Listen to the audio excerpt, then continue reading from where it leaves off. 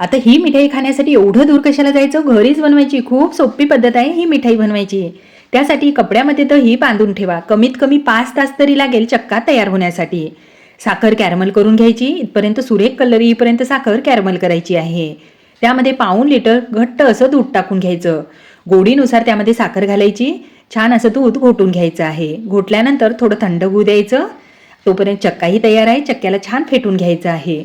फेटल्यानंतर थंड झालेलं दूध त्यामध्ये घालायचं. छान असं एकजीव करून घ्यायचं, मिक्स करायचं. वेलचीची पावडर टाकायची. डब्यामध्ये टाकून घ्यायचं आणि 15 मिनटं फुल गॅसवर वाफून घ्यायचं आहे. 15 मिनटामध्ये तयारच होते. हात लावून चेक करा. हाताला जर चिटकलं नाही तर या ठिकाणी झालेलं आहे. चाकूला सुद्धा अजिबात चिटकत नाही. हे पहा. आणि एखादा तास तरी हे फ्रीजरमध्ये ठेवा पूर्ण असं थंडगार होण्यासाठी.